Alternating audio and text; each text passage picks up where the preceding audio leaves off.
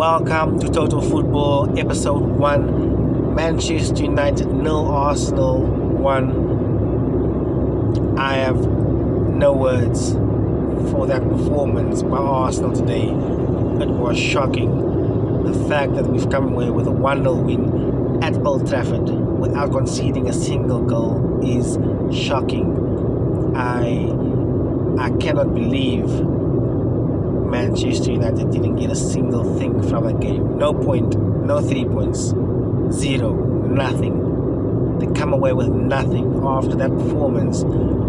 Credit to Manchester United. I thought they were really good today. They attacked with intent. They were creative, they were expansive, they were direct.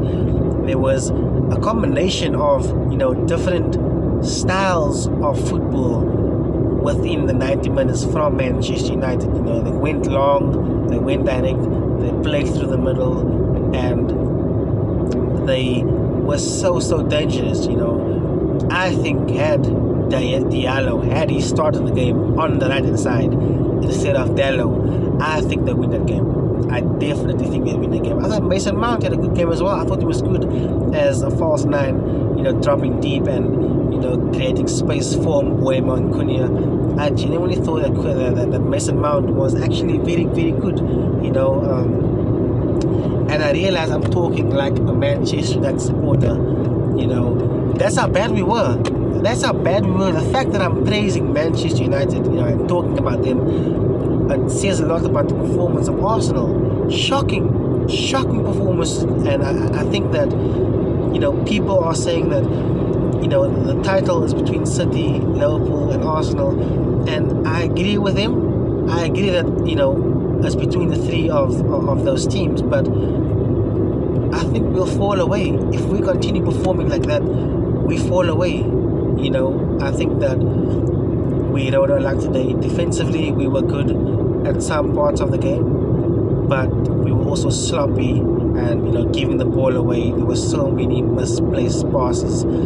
And if you come up against, the likes of City and Liverpool and you do that, they will punish you. 100% they punish you, so we got away with it today. That's a win. A win is a win. And sometimes you have to play poorly and just grind out the result. That is the mark of champions. I know it's the first game of the season, but there's so much pressure on Arsenal and Arteta to win something this season, whether it's a Carabao Cup or FA Cup, Premier League, Champions League. He has to win something this season. I've been a big supporter of Arteta, but the time is now. He's gotten that striker that we've been craving for so many seasons in Victor Gyökeres.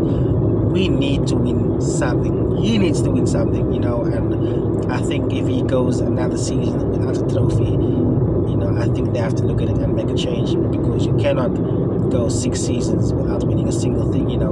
He's been backed by the board. He's spent so much money on players, and I think this season, it's the season. In terms of what we spent and who we spent that money on, we need to win something this season, But going back to Manchester United, I thought they were really good today. I thought Dogu on the left-hand side, the left fullback, I thought he was outstanding today. I thought that he had Bukayo Saka on toast.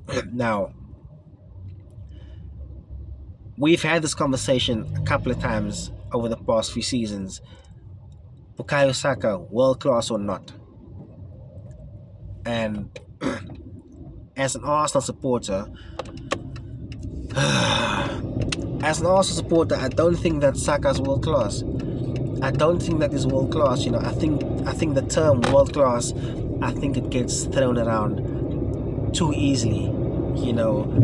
Too easily. I think that saying Bukayo Saka's world class, you're putting him in the same bracket as Mo Salah, as the same bracket as Yamal, Rafinha, Dembele, those wide players that's been consistent, wide players who's been nominated for the Ballon d'Or. So you're telling me that Saka is on the same level as them? He's not. He's not, and it's time that we as Arsenal supporters, we have to be honest with ourselves. I love Bukayo to death. He's a fantastic player, very, very good player with the potential to be world class. He has the potential to be the absolute best, but he's not world class at this moment. At this moment, he's our star boy and he's our most important player, but he's not world class. The only world class player that Arsenal has, in my personal opinion, is Declan Rice. For a player in his position, he's top 3 in world football. Actually, I would say top 2 in world football in his position, alongside Rodri. We can have a debate about that, and I do think that a lot of people would agree that Declan Rice in his position is world class. But Bukayo Saka in his position, you're comparing him to Dembele and Salah and Yamin Lamal and Yamal. I just don't think that he's at that level just yet. But look, he's only 23 years old, and I know Yamal is he's 17 years old, 18 years old. I know that people are gonna be like, well, where was Saka when he was 18? You cannot compare these players.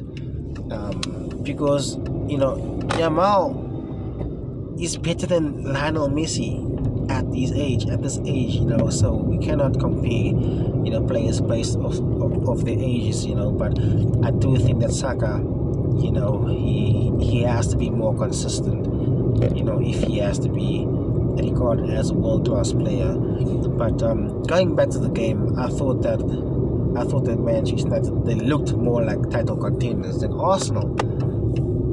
If you were watching the game as a neutral and you knew nothing about football at all, and someone asked you, listen, who do you think is title contenders? You would go Manchester United. Manchester United, not Arsenal. Manchester United. And look, you have to give it to them. I thought they were really good today, and the front three, Mount, Mbeumo, and Cunha, I thought they did really well today. But let me ask you this, right? There's been so much criticism of Arsenal's front three in this game, saying that they haven't created anything, and they are not as good as the front three of Manchester United. But, we are talking about a front line that cost almost £200 million in Cunha, Mbeumo, and Sesko, who came on in the second half. Mind you, Mason Mount cost similar to Sesko, just a small bit less. So we're looking at £180 million of a forward line, and the fact that they haven't scored a single goal, it's disappointing that there's no criticism for that, and it just feels like there's such an agenda against Arsenal that people are quick to point out their faults or their mistakes, or their failures. If they don't score a goal, Victor Gyökeres is a failure. If we don't get their chances, Odegaard's not that good. If we concede so many goals, Saliba isn't world class. So speaking of Saliba, I'm going to give a very, very unpopular opinion as an Arsenal supporter when it comes to Saliba. I personally think that Gabriel is a better defender than Saliba. That's just my opinion. I think that he's more aggressive. He's more old school. If you want to go to war, with any player in an Arsenal team, Gabriel is the one you take with you. As a defender, Gabriel's that man. I just think that Saliba has this naivety about him. He's so cool and calm, but it just seems like there's always a mistake in him. It just seems like he feels as if he has so much time in the world when he has the ball, and it leads to mistakes, and it leads to opposition nicking the ball off him and creating opportunities, for them. So that's just my opinion, that I think Gabriel's a better defender than Saliba. Simple as that. But let's talk about I'm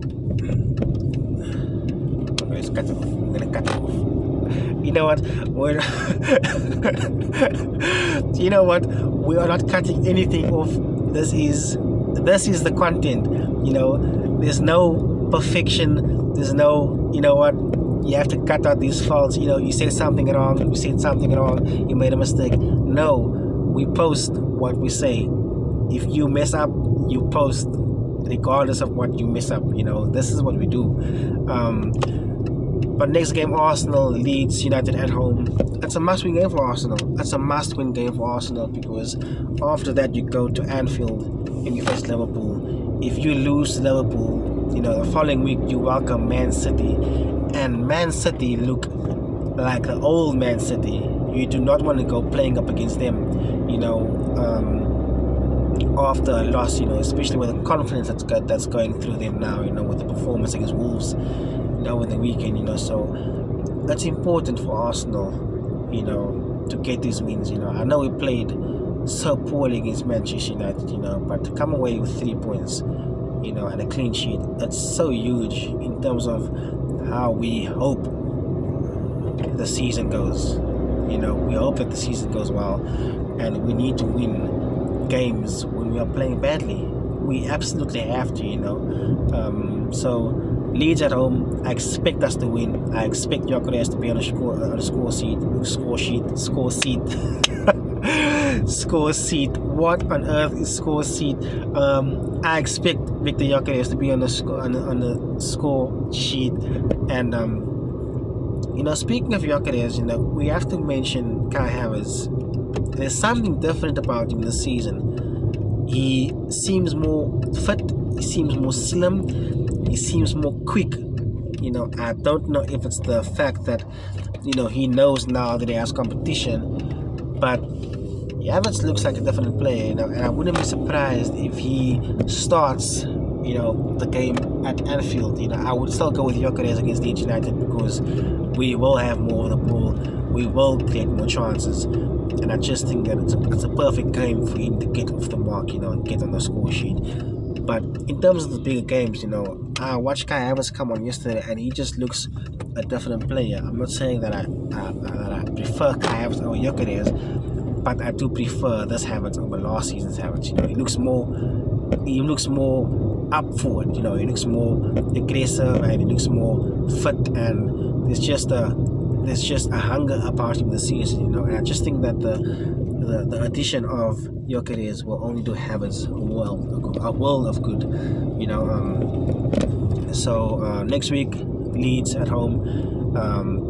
Be sure to subscribe to this channel, please. You know, you can share, like, subscribe, and you know, in the comments let me know if you want to speak about anything, if you have any questions, you know, if you want to hear my thoughts about anything. You know, who do I think will be the top scorer, who do I think will be, you know, the top 4, 5 or 6, who do I think will be relegated. You know, whatever you want to ask in terms of football, whether it's Premier League, Champions League, La Liga, let me know in the comments, and I will, you know, I'll answer those questions for you.